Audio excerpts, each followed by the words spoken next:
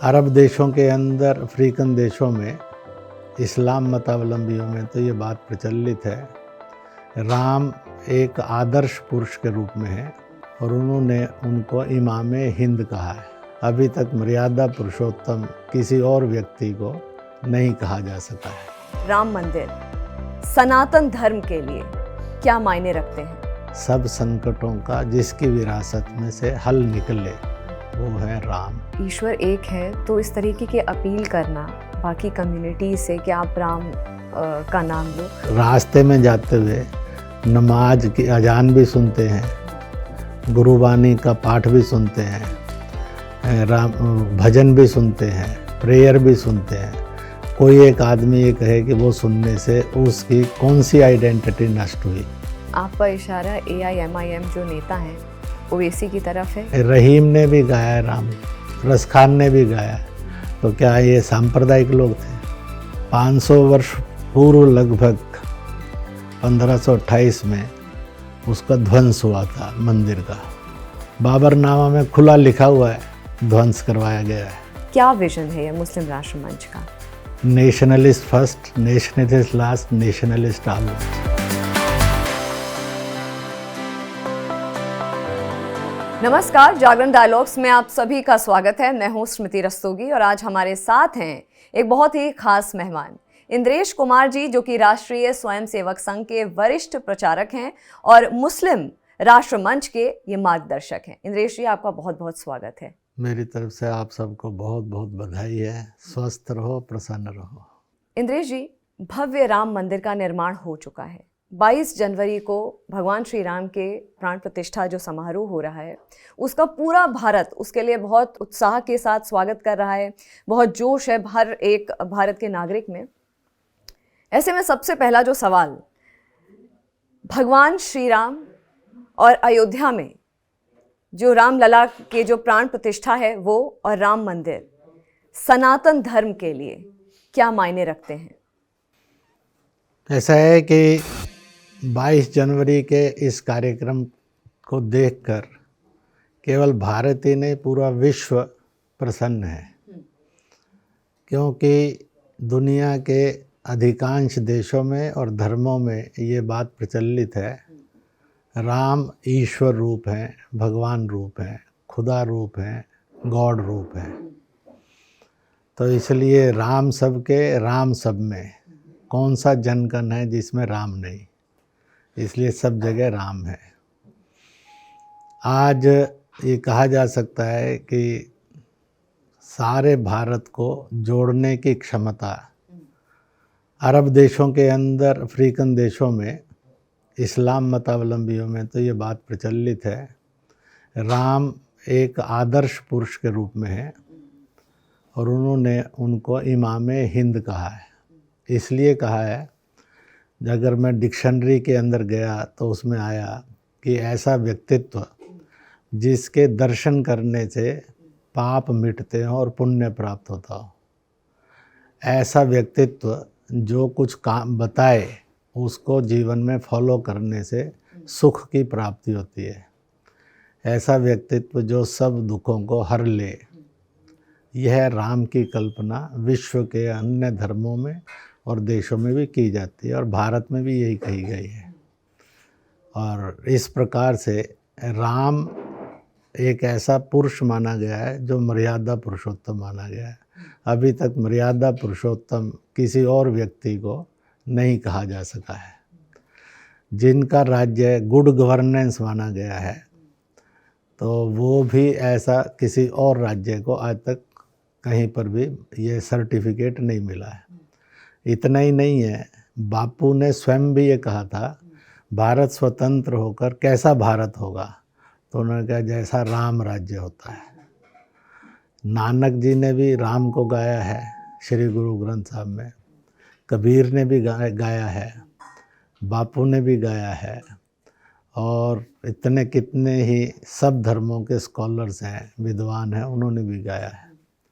इसलिए सब संकटों का जिसकी विरासत में से हल निकले वो है राम। वो अपने बाल रूप में प्रतिष्ठित होंगे, क्योंकि सारा केस चला था, बाल रूप में मूर्ति थी, तो इसलिए मालिकाना हक भी उन्हीं के पास था, तो उनके नाम से चला। तो राम बाल रूप में, प्रभु रूप में स्थापित होंगे, इसलिए चारों ओर हर्ष और खुशियाँ हैं। मैंने तो कल एक कथा के कार्यक्रम में गया हुआ था, वहाँ ये कहा जिस दिन बाल रूप में प्रभु स्थापित होंगे, तो मैंने विशेष रूप से महिलाओं को कहा और सर्वसाधारण सारे समाज को कहा कि उस शुभ अवसर में घर घर के अंदर, गली गली, मोहल्ले मोहल्ले के अंदर धर्म से, जाति से, दल से, भाषा से और देश से ऊपर उठकर उनको सुरमा डालने का काम सब करें। इंद्रेश जी, आपने अभी 2-4 दिन पहले कहा था कि जितने भी अलग अलग धर्म के लोग हैं उनको 22 जनवरी को जा करके अपने अपने जो धार्मिक स्थान है वहाँ पे जाके इबादत करनी चाहिए, पूजा करना चाहिए, अनुष्ठान करना चाहिए और जय श्री राम के जयकारे लगाने चाहिए। कितना आपको ये रियलिस्टिक लगता है? ऐसा है कि हजारों हजार की संख्या में कश्मीर से केरल और गोवा, गुजरात से लेकर मणिपुर, असम तक के मुसलमान कार्यक्रम में उपस्थित थे और 10-20 तो विश्वविद्यालयों के कुलपति या प्राध्यापक इत्यादि भी थे। उसी में मैंने ये अपील की थी, किसी भी आप धर्म के हैं, कहते हैं कि अपने अपने धर्म पर चलो, दूसरे के धर्म की निंदा नहीं करो, बल्कि हर धर्म का सम्मान करो और हो सके तो एक दूसरे के धार्मिक कार्यक्रमों में भागीदारी करो, ताकि मजहब के नाम पर जो फसाद होते हैं, दंगे होते हैं, हिंसा होती है, कड़वाहट आती है, मानव जाति उससे पूरी तरह से मुक्त हो सके। इस बात को ध्यान में रखते हुए मैंने कहा कि अपील करता हूँ, सबके राम सब में राम, जन कन में राम, जन कन राम में। और इसलिए वो अपने अपने पूजा पाठ के अनुसार जो भी पूजा करना चाहते हैं ईश्वर की वो करें, परंतु 11 बार कम से कम वह श्री राम, जय जय राम का भी उच्चारण करें। मुझे पक्का विश्वास से कह सकता हूँ किसी की आइडेंटिटी को कोई खतरा नहीं होगा। ये कहते हुए मैंने ये भी कहा कि आज भी भारत में और विश्व में जितनी धार्मिक मूर्तियों के कलाकार हैं उसमें मेजॉरिटी मुसलमान है। क्या उनकी आइडेंटिटी को कोई खतरा हुआ आज तक? फिर रास्ते में जाते हुए नमाज की अजान भी सुनते हैं, गुरुबानी का पाठ भी सुनते हैं, राम भजन भी सुनते हैं, प्रेयर भी सुनते हैं। कोई एक आदमी ये कहे कि वो सुनने से उसकी कौन सी आइडेंटिटी नष्ट हुई? अगर होती तो सबकी हो चुकी होती, क्योंकि हर एक जाते हुए इसको देखता सुनता है। तो मुझे ये लगता है कि ये जो आइडेंटिटी को खतरा है, यह एक डरावना खौफ ज़बरदस्ती बनाया गया है। मैं ये भी पूछता हूँ कि जब किसी मौलाना ने कहा हम राम राम नहीं कहेंगे, तो राम राम तो कह ही दिया उसने, तो क्या खतरा हुआ उसका ये कहने पर कि हम राम राम नहीं बोलेंगे? तो जब राम राम तो बोल दिया तो आइडेंटिटी को खतरा होना चाहिए था। तो इसलिए यह कट्टरपंथी लोगों की केवल एक सोच है। वास्तविकता ये है कि इस देश का मनुष्य जितना सर्वधर्म संभाव का था, है और होना चाहिए, वो आज भी बनने के लिए तैयार है, परंतु कट्टरपंथी केवल बांटना, भड़काना इसमें लगे हैं। इसके कारण वो शोर मचाते हैं। मेरा उनसे भी निवेदन है वो अपनी ऐसी कट्टरताओं को और ईश निंदा को त्यागें। आपका इशारा AIMIM जो नेता हैं ओवैसी की तरफ है, क्योंकि उन्होंने हाल फिलहाल एक बयान दिया था कि नौजवानों जाग जाओ, तुम्हारा मज़हब खतरे में है। मेरा इशारा सर्वदूर के लिए है। मैंने किसी खास नेता को और पार्टी को टारगेट करके नहीं बात कही है। अगर कोई इसको कहता है कि खास नेता और पार्टी को टारगेट किया है, तो वो उसकी सोच बहुत संकुचित है, छोटी है। मैंने सबके लिए कहा है, हर एक के लिए कहा है किसी भी दल का हो, किसी भी मजहब का हो, किसी भी जाति का हो, किसी भी भाषा का हो, किसी भी प्रांत का हो, किसी भी देश का हो। तो इसलिए इट इज़ फॉर ऑल। तो इसलिए इसको सोचना बहुत ज़रूरी है। और यह कहते हुए मैंने ये भी कहा था कि हैदराबाद में गणपति महोत्सव पर मैं गया हुआ था मुख्य अतिथि बनकर। लाखों लाख लोग उसमें भागीदारी करते हैं। तो चार मीनार के पास जब वहाँ से निकल रही थी तो तीनों चारों रास्ते जो आते हैं वहाँ लाखों लोग 20 मिनट के लिए रोक लिए गए थे। वहाँ भाषण होते थे मुख्य अतिथि के। तो मैंने भाषण देते हुए कहा, गणपति का यह शोभा यात्रा कौन सा धर्म है, कौन सी जाति है, कौन सा दल है, कौन सा भाषा भूगोल का आदमी है जिसको ये रोटी नहीं दे रहा है। कितनी मूर्तियों के कलाकार जो हैं इनमें मुसलमान हैं, कितने में ईसाई हैं, कितने में कांग्रेस के लोग हैं, कितने में ओबीसी की पार्टी के भी लोग हैं, बीजेपी के भी लोग हैं। तो जब वो सबको रोटी देते हैं तो फिर नफ़रत क्यों, फिर हिंसा क्यों, फिर देश को भड़काने का रास्ता क्यों। इसलिए यह जो भड़काऊ काम करने वाले लोग हैं उनको ये ध्यान में आना चाहिए कि उनके मजहब के लोग, उनके दलों के लोग भी आज ऐसे लोगों को बहुत इज्जत मान नहीं देते हैं, इसलिए वो सिमट कर रह जाते हैं। तो इसलिए मैं ऐसे सब भड़काने वालों से कहूँगा, मानवता का तकाजा है, respect for all, hate for none. इसलिए मैंने respecting all the religion, respecting all the parties, इस बात की अपील की, respecting all the caste, respecting all the languages. मैंने ये अपील की कि ये एक अवसर है, राम सबके हैं और एक ईश्वरीय नाम, ऊपर वाले का नाम, जहाँ गॉड है, खुदा है, अल्लाह है, वाहेगुरु है, रब है, ईश्वर परमेश्वर परवरदिगार है, भगवान है, वहीं उस ऊपर वाले का एक नाम राम भी है। और इन सबको ऊपर वाला माना जाता है, माना जाता रहेगा। उसका एक नाम कृष्ण भी है और इन सबको ऊपर वाला ये देश मानता है। इनके सामने जब भी कोई प्रार्थना करता है तो ऊपर देखता है, हाथ पसारता है ऊपर की ओर, झोली भी ऊपर की ओर पसारता है और मांगता है। तो इसलिए ऊपर वाला एक है, नाम भाषाओं में अनेक हैं, मत पंथों में भी अनेक हैं। इसलिए भाषाओं की विविधता के कारण ऊपर वाला एक था, एक है, एक रहेगा, ये कभी बदलने वाला नहीं है। वो किसी भी जुबान में पुकारो, क्योंकि वो तो बेजुबान की भी जुबान सुनता है। तो इंद्रेश जी, फिर ऐसे में जब ईश्वर एक है तो इस तरीके की अपील करना बाकी कम्युनिटी से कि आप राम का नाम लो, आपको नहीं लगता कि उनको भी कहीं ना कहीं ऐसे राजनीतिक रंग इस पूरी जो इतना अयोध्या, कोई राजनीतिक रंग नहीं है। राजनीतिक रंग देने वाले स्वयं राजनीतिक है, इसको कोई राजनीति का रंग नहीं है। ये पूर्णतः सामाजिक सद्भाव है। और जिस तरह और इसलिए मैं कितने लोगों को जानता हूँ, हजारों लाखों लोग हैं इस देश के अंदर, दरगाह भी जाते हैं, साईं मंदिर भी जाते हैं, शिव मंदिर भी जाते हैं, तो उनकी आइडेंटिटी को कोई खतरा नहीं है। क्यों नहीं आया?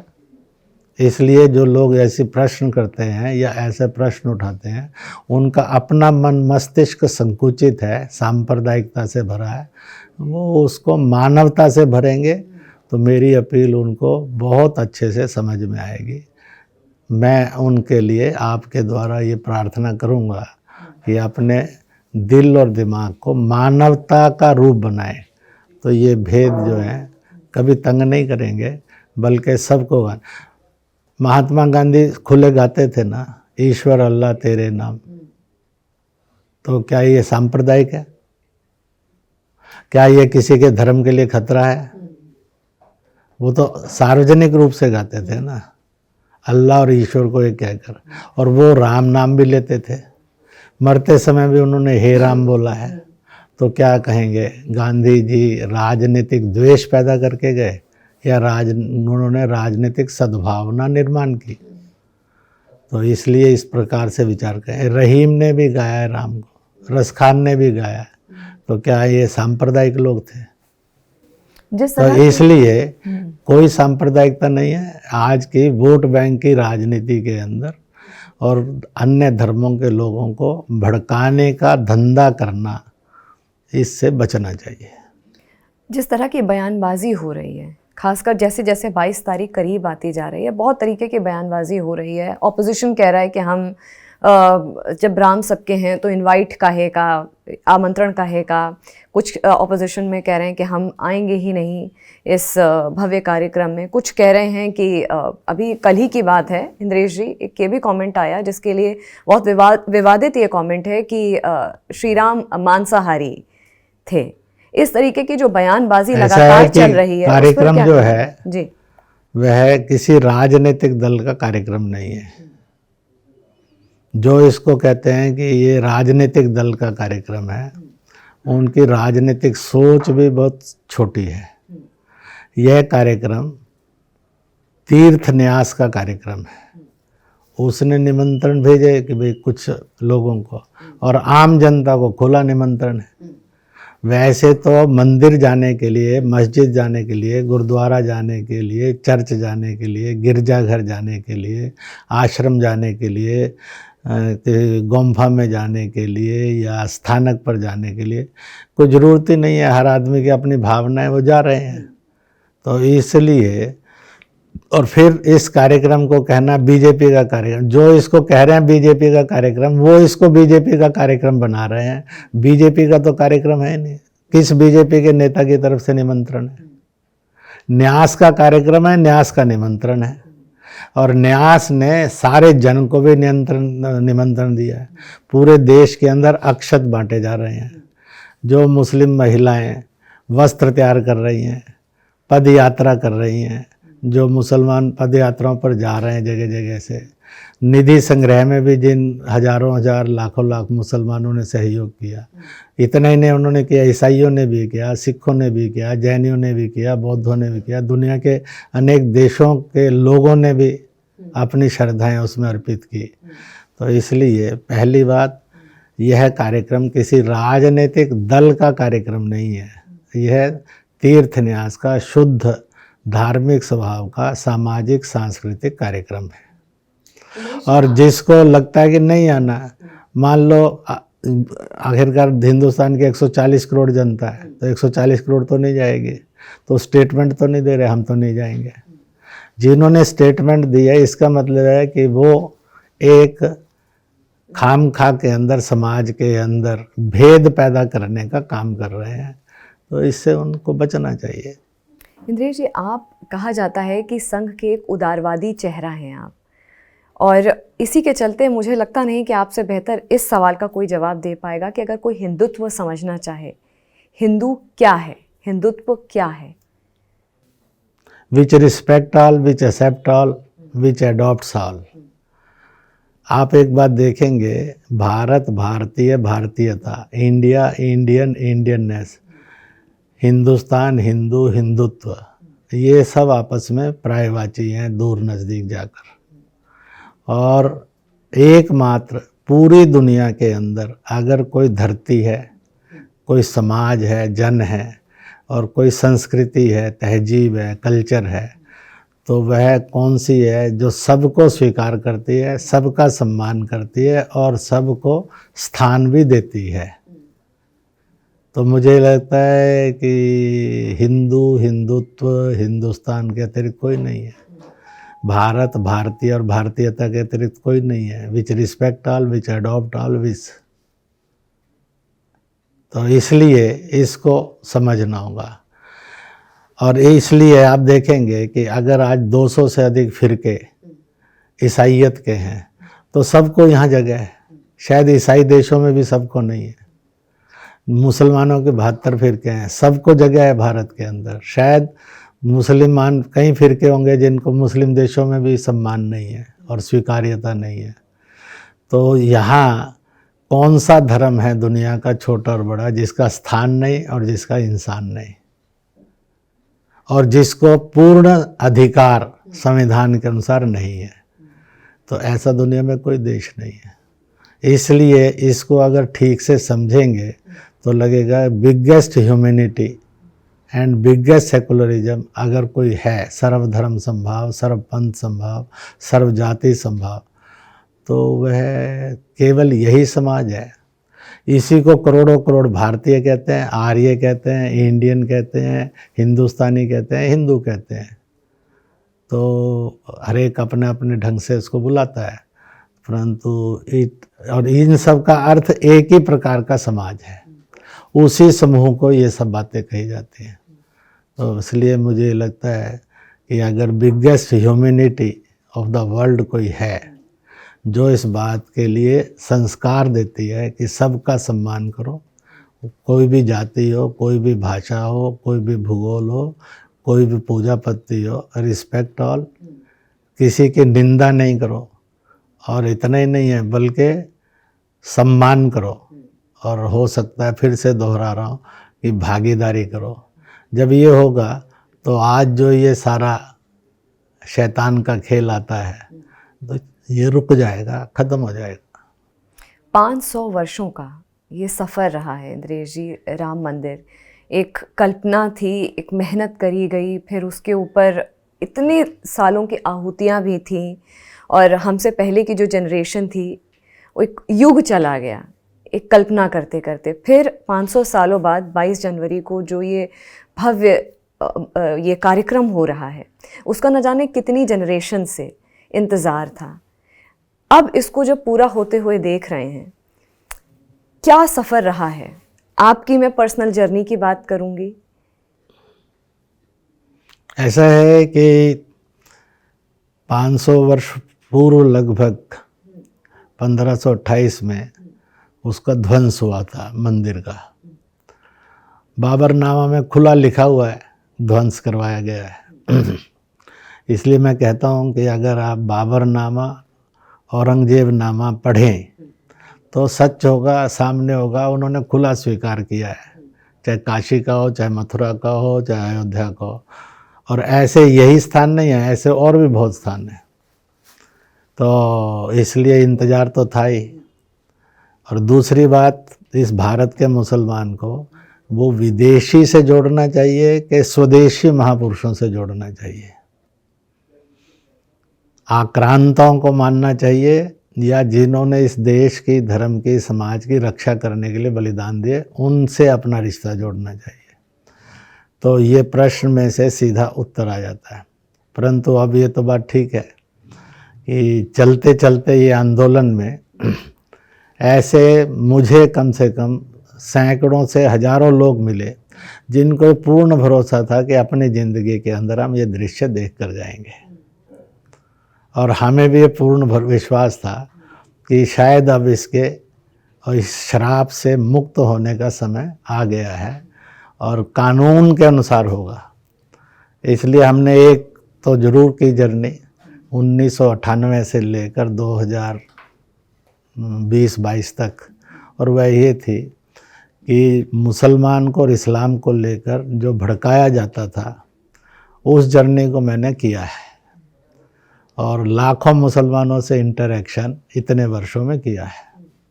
1998 में पहला इंटरेक्शन और कश्मीर घाटी के अंदर किया था 370 पर, आतंकवाद पर, पाकिस्तान पर, इस्लाम पर, और इसी के साथ साथ क्या नाम है, राम मंदिर पर, गाय पर, 5-6 विषयों पर। सबका मत था कि ऐसी जगह इबादत कर ही नहीं सकते जो ज़मीन मूलतया किसी दूसरे धर्म की आस्था की हो, और उसको इन्वेस्टमेंट से ना खरीदा गया हो, दान में ना मिली हो, तो कर ही नहीं सकते।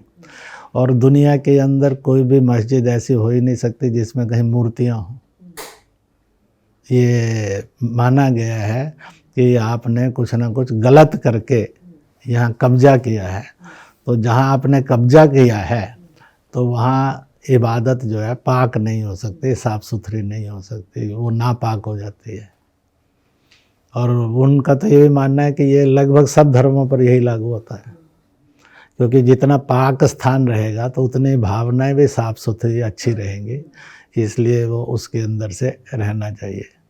तो मुझे ये लगता है कि यह एक बहुत अवसर आया है जिसकी इतनी बड़ी प्रसन्नता थी। और उस पर अभी एक किताब भी निकली है, राम मंदिर राष्ट्र मंदिर एक साझा विरासत। मैं आपको भेंट भी दूंगा ताकि दैनिक जागरण वाले उसको और अच्छे से पढ़ें। और 1998 से लेकर अब तक मौलाना इमाम मौलवियों से हुई, सबसे हुई, तो सब ने प्राय ये माना कि अगर वो बड़ी पाक मस्जिद स्थान होते तो हजारों मुसलमान उन पर जाते ही नहीं कोई। और उन्होंने तो ये भी माना है कि कोई एक मौलाना, बड़े मौलाना का नाम लो, किसी एक बड़े राजनीतिक नेता का नाम लो, जो अपने अवसर पर कभी काशी के अंदर, अयोध्या के अंदर और इसके अंदर का मथुरा के अंदर की मस्जिद में नमाज पढ़ने गया हो। क्या कोई ऐसे मुसलमान, प्रसिद्ध मुसलमान नेता का नाम लिया जा सकता है जो वहाँ गया हो नमाज पढ़ने के लिए? प्रचार में तो सब जगह गए हैं, किसी भी दल का गया हो। मैंने पूछा व्यक्तिगत रूप से, आप जितने चाहे नाम लिख डालिए उसमें, कि भाई क्या आप गए वहाँ पर कभी नमाज पढ़ने के लिए? अगर ये बड़ी पाक और पवित्र जगह थी तो आपके लिए ऐतिहासिक जगह थी, खुदा का घर था, तो आप जब प्रचार करने के लिए वहाँ गए तो वहाँ क्यों नहीं गए मस्जिद में नमाज पढ़ने के लिए? तो आपको भी ये फीलिंग थी कि नहीं गई?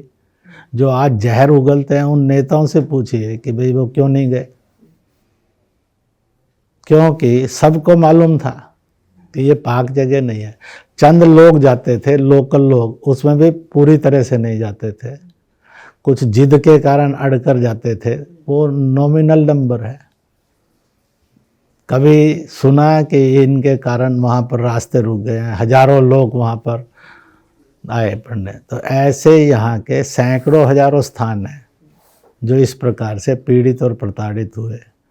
आज उनका भव्य रूप आ रहा है। और फिर भारत के उस चरित्र को नमस्कार करना चाहिए जिसने फैसले में फिर से ये कायम किया कि उन्होंने कोई हक ना बनने पर भी उदारता के अंदर इस बात को स्थापित किया कि मस्जिद के लिए भी एक बड़ी जगह अलॉट करने के लिए सरकार को उन्होंने निर्देश किया, और सरकार ने खुशी से किया। वो देर भी कर सकती थी, कुछ भी कर सकती थी, नहीं किया, कोई ही हुज्जत नहीं किया, उसको किया। वैसे भी मैं अभी केरल गया हुआ था, केरल में संवाद था मुस्लिम से और ईसाइयों से। मैंने कहा भारत में सबसे पहली मस्जिद और पहली मुस्लिम कॉलोनी केरल में बनी, और जो हिंदू राजा थे ट्रावनकोर के, उन्होंने बना कर दी, क्योंकि वो व्यापार करने के लिए आए थे। सबसे पहला चर्च, गिरजाघर, और सबसे पहली कॉलोनी ईसाइयों की, वो भी व्यापार करने के लिए आए थे। उन्होंने राजा से की तो उन्होंने कहा कि भाई पूजा स्थल तो सब एक ही मालिक के लिए होते हैं, उसका नाम कुछ दो, शक्ल कुछ भी दो, रूप कुछ भी हो उसका, तो उसी ने बना कर दी। तो मैंने मुसलमानों और ईसाइयों का, कभी आपने अगर उस महाराजा हिंदू ने ट्रावनकोर के ये ना किया होता तो मुसलमान और ईसाई तो प्रवेश ही नहीं कर पाते। और केरल में ने आप लोगों ने थैंक यू करने के बजाय आज आप उन हिंदुओं से झगड़ा करते हो। इज इट राइट और रॉन्ग? तो उन्होंने कहा कि बात तो ठीक है। नहीं कहता ऐसा हमने कभी सोचा नहीं, और हमें किसी ने ऐसा सोचने के लिए रास्ता दिखाया भी नहीं, रोशनी दी भी नहीं है। आपने दिया है तो आज हम सोचने के लिए मजबूर हैं, बात तो ठीक है। तो इसलिए उस हिंदू को संकुचित सांप्रदायिक फिरका प्रस्त कह देना ये बड़ा अपराध है, और इस बात को समझना चाहिए। और इसलिए इस समय में ये बवंडर मचाना किसके लिए मचाना है? लोकसभा चुनाव के अंदर मुसलमान वोट या इस तरह की जो नफ़रत के आधार पर वोट करेगी उसको करना। तो मुसलमान रिजेक्ट करता है कि हम नफरतवादी नहीं हैं, हम हिंदुस्तानी मुसलमान हैं, भारतीय मुसलमान हैं, वी आर इंडियन मुस्लिम्स, हम विदेशी नहीं हैं और विदेश से नहीं हैं।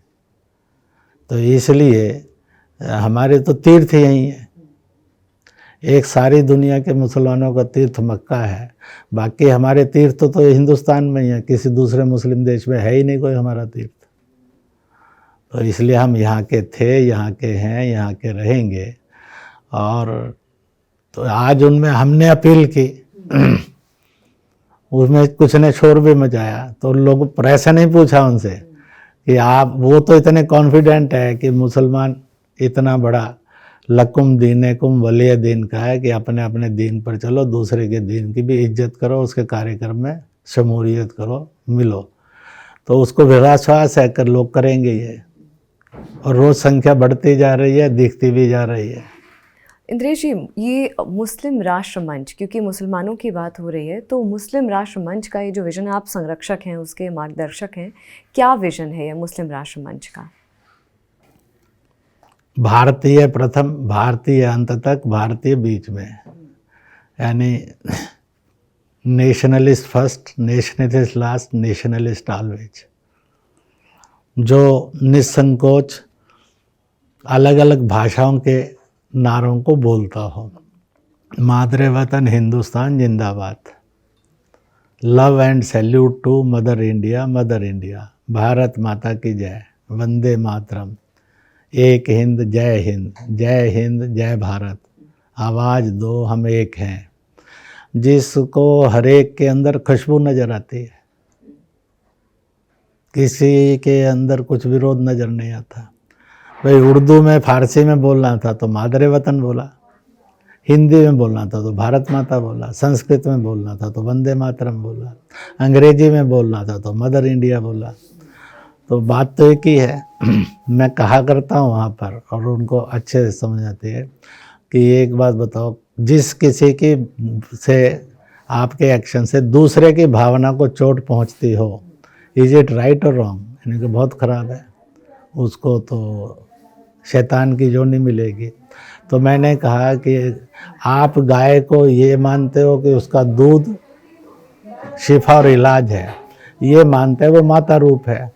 अगर भावनाएं किसी की दुखेंगी तो आपकी इबादत स्वीकार होगी या वो रिजेक्ट हो जाएगी? उन्होंने कहा अस्वीकार हो जाएगी, क्योंकि ये किसी की पड़ोसी की भावना या घर वाले के पास की भावना, किसी दूसरे धर्म वालों की भावना जिससे आहत होते हो। इसलिए लाखों लाख मुसलमानों ने गाय का वध जो है त्याग दिया है, ना गाय काटेंगे ना कटने देंगे, इस प्रकार का प्रण लेकर चल पड़े हैं हजारों। हमने गो भक्त मुसलमानों की और पद्मश्री भी लेते हुए देखा है इस देश के अंदर। तो मुझे ये लगता है कि ये हमारी है कि भाई आप अपने जिस भी मजहब को और फ़िरके को मानते हैं उस पर मानिए, जिस जुबान में मानते हो। हिंदुस्तान का सारा मुसलमान फेस आइडेंटिटी से और ड्रीम आइडेंटिटी से हिंदुस्तानी है। किसी को अरबी फ़ारसी में सपने नहीं आते हैं, सबको हिंदुस्तानी में सपने आते हैं। अगर चेहरे की फ़ोटो लगा दो तो कोई ये नहीं कहेगा ये अरबी चेहरा है, चीनी चेहरा है, रशियन चेहरा है, अमेरिकन चेहरा है, सब कहेंगे ये हिंदुस्तानी चेहरा है। तो our face and dream identity is also same. हमने ये भी वो मानते हैं कि रिलीजन चेंज किया है पर पूर्वज तो नहीं बदले हमारे। बाप का नाम, दादे का नाम, परदादे का नाम, चढ़दादे का नाम, लक्कड़ दादे का नाम, सड़ दादे का नाम, हमारे और उनके पूर्वज सांझे हैं, जातियाँ सांझी हैं। तो इसलिए we have a common DNA, dream and face identity हमारी एक है, नेटिव आइडेंटिटी एक है कि सारी जगत में हम भारतीय कहलाते हैं, इंडियन कहलाते हैं, हिंदुस्तानी कहलाते हैं। सारे जगत के अंदर हम जो है और इस बात के लिए पहचाने जाते हैं हम कौन हैं। तो और एंसेस्ट्रल आइडेंटिटी भी सेम है। तो इन बातों को वो मानता है और धीरे धीरे ये कारवां लाखों लाख लोगों में चला गया है, करोड़ों की तरफ बढ़ रहा है। और द डे विल कम जब हम ये जान लेंगे सारे लोग हिंदुस्तान के 140-42 करोड़, और जो कभी हिंदुस्तान था आज नहीं है, बांग्लादेश पाकिस्तान भी मिला देंगे, तो हम सब के रूट्स एक हैं। और इसलिए रूट्स एक हैं तो इसको जब मान लेंगे तो हमारी जितनी वैरायटी है उनमें सद्भाव आ जाएगा, भाईचारा आ जाएगा, और किसी वैरायटी को कोई खतरा नहीं होगा, और किसी वैरायटी पर कोई जुल्म नहीं होगा, सबका सम्मान होगा और सब में सद्भाव होगा। तो ये उनकी मौलिक पहचान, जिसके कारण वो आते हैं और हम वहाँ एक और प्रैक्टिस करते हैं। जब सर्वधर्म समागम, तो हम ये नहीं कहते कि अपने अपने धर्म के बारे में अच्छा बताना है, आपको किन्हीं दूसरे 2 धर्मों में अच्छी बातें कौन सी ये बोलिए। जब ये बोलते हैं फिर उनको लगता है नफरत किससे करना, झगड़ा किससे करना। फ्रीडम फॉर ऑल है, respect for all. One nation one election पर क्या ऐसा है कि इस देश के अंदर कई बातें ऐसी हैं जिनके बारे में चलता, वन राशन वन कार्ड है, वन नेशन वन लॉ है, वन नेशन वन फ्लैग है, वन नेशन वन आइडेंटिटी है, वन नेशन वन सिटीजनशिप है, वन नेशन वन कॉन्स्टिट्यूशन है। ऐसे लोगों का ये सोचना है। भारत के प्रधानमंत्री इस बात को आग्रहपूर्वक कहा है उन्होंने कि भाई हर साल चुनाव ही होता रहे देश के अंदर। अभी तो ये हो गया है, शुरुआत संविधान की जिस कांग्रेस ने की थी और संविधान शुरू हुआ था उस समय 5 इयर्स में एक इलेक्शन, 52 में ऐसा हुआ, 57 में भी ऐसा हुआ, 62 में भी ऐसा हुआ, 67 आते आते ये टूटने लगी। तो संविधान तो कहता है वन नेशन वन इलेक्शन। संविधान के अंदर जन्म भी इसी बात का हुआ। अब जो भी कारण बने उन कारणों के अंदर से आज ये आ गया कि हर साल इलेक्शन है। वो पंचायत से शुरू होकर लोकसभा तक कभी भी कोई सा भी आएगा, बाई इलेक्शंस भी आएंगे बीच बीच में। तो इसलिए आया था कि हमारी कॉन्स्टिट्यूशनल कमिटमेंट है, जिसको हम कहते हैं कि बापू की कमिटमेंट है, जिसको हम कहते हैं भीमराव अंबेडकर की कमिटमेंट है, जिसको हम कहते हैं नेहरू जी की कमिटमेंट है, जिसको हम जो भी कहते हैं। प्रश्न खड़ा होता है कि उस कमिटमेंट पर विचार तो करना चाहिए कि इतना बड़ा जो wastage, national wastage of time होता है, मनी होता है, कमिटमेंट्स होता है, तो यह सारा विकास में लगे, सद्भाव में लगे, शांति से बीतने में लगे, नफ़रतों में ना ढले। तो इसलिए ऐसी कई चीज़ें हैं जिस पर से आता है कि नेशन शुड रीथिंक अगेन कि भाई आखिरकार why not one nation one election पर क्यों नहीं जाए। तो अब ये सोचने की बात है। या फिर वो ये कहें कि जो उसका बेसिक प्रियम्बल बना था कि 5 साल में एक बार इलेक्शन हो, तो हम इसको नहीं स्वीकारते। तो पहले 20 साल तो स्वीकार किया ही है, उसके बाद बेकाबू हो गया हालात, तो उसके कारण बेकाबू ही बने रहना चाहिए या फिर इस पर पुनर्विचार करना चाहिए। भारत के प्रधानमंत्री ने सबको अपील की है। अब मन कब बनेगा भारत के सब दलों का, इट विल डिसाइड। आपकी एक और स्टेटमेंट आई थी इंद्रेश जी, जिसमें आपने कहा था यूनिफॉर्म सिविल कोड आने से सबसे ज़्यादा फ़ायदा महिलाओं को होगा देश में। इसको कैसे समझें, इस स्टेटमेंट को? ऐसा है कि मैंने ये कहा था कि देश के अंदर एक यूनिफॉर्म सिविल कोड आने पर सबको फ़ायदा होगा। तो उसमें मेरे से पूछा प्रश्न है महिलाओं को कैसे होगा, तो मैंने उस पर भी बोला बच्चों को कैसे होगा। ये इसलिए है कि इसमें जितनी वैराइटीज़ हैं उनका संरक्षण और सम्मान सम्मिलित है। जितनी भी वैरायटी है, मान लो पूजा के 50 तरह की वैरायटी हैं, तो वो सब सुरक्षित हैं और सम्मानित हैं, उसको कोई नुकसान नहीं होगा। इसी प्रकार से जितनी भाषाओं की विविधताएं और बोलियों की है वो सब कायम रहेंगी, उनको कोई नुकसान नहीं होगा। जितने प्रकार की वेशभूषाएं पहननी हैं उन सब में कोई रुकावट नहीं होगी, उन सब का सम्मान होगा। ने all varieties will be respected fully, उनको प्लेस होगा उस सारे के अंदर से, कोई प्रॉब्लम नहीं होगी। और उसी में एक खूबसूरती क्या आएगी कि हर जगह के लिए एक डिसिप्लिन कोड चलता है। मिलिट्री की ड्रेस ही होगी, पुलिस की ड्रेस ही होगी, बच्चे स्कूल जाएंगे तो उनकी ड्रेस ही होगी, प्रोफेशनल इंस्टीट्यूट में पढ़े जाएंगे तो ड्रेस कोड ये होगा, वकील बनेंगे तो ड्रेस कोड ये होगा, जज होंगे तो ये ड्रेस कोड होगा। ऐसे संस्थाएं भी अपने ड्रेस कोड बनाती हैं, सब तरह की संस्थाएं बनाती हैं। तो ये जो सारे कोड हैं ये रिस्पेक्टेड होंगे। तो इसमें किसी की मजहब, किसी की जाति, किसी की भाषा कोई उस पर नहीं देते। और मैंने उसमें से कहा था कि और सर्वाधिक वैरायटीज़ जो हैं इस देश के अंदर, पुरुष की ड्रेस से नहीं पता लगता वो पुरुष कौन सी ड्रेस वाला है और किस देश का होगा, पर नारी की ड्रेस कोड से तो पता लग जाता है कि वो भारत की है और भारतीयता से उत्पन्न है। और उसकी बिंदी तिलक भी बता देता है उसको कि वो किस चीज़ की है। तो इसलिए मैंने कहा था कि चरित्र नारी से समझा जाता है, और वो चरित्र की परिभाषा नारी से यह है कि जहाँ औरत की इज्जत है वहाँ पर मनुष्य का चरित्र श्रेष्ठ है, और जहाँ नारी पर अत्याचार है, भेदभाव है, तो वहाँ पुरुष पर ये प्रश्न खड़ा होता है कि वह हिंसक है। इसलिए मापदंड तो गुड और बैड का ये दिया गया है। तो इसलिए मैंने उसमें कहा था कि इस देश के अंदर नारी के लिए 3 ही शब्द प्रचलित हुए थे, एक बेटी, एक बहन, एक माँ, किसी एक की पत्नी। तो इसलिए ये मोस्ट रिस्पेक्टेड वर्ड्स हैं और खुदाई शब्द है। माँ बेटे का रिश्ता रक्त का रिश्ता है, भाई बहन का रिश्ता रक्त का रिश्ता है, माता पिता और बच्चों का रिश्ता रक्त का रिश्ता है। तो रक्त के रिश्ते का जब सम्मान होगा तो फिर ये लव जिहाद है, बलात्कार है, हिंसा है, उसका कत्ल होता है, टुकड़े होते हैं, उसको धोखे में रखा जाता है प्यार के, इन सब से वो मुक्त हो सकेगी और एक सम्मानित जीवन होगा।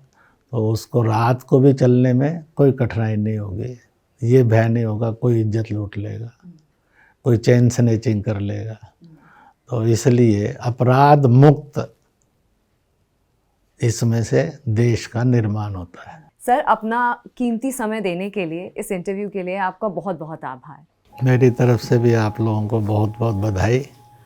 अंग्रेजी नववर्ष की से लेकर संक्रांति तक सब नए वर्षों की बहुत बहुत शुभकामनाएं। और राम मंदिर 22 तारीख को जो भव्य कार्यक्रम होने जा रहा है उसके लिए भी आपको हमारे पूरे जागरण परिवार की ओर से बहुत बहुत शुभकामनाएं।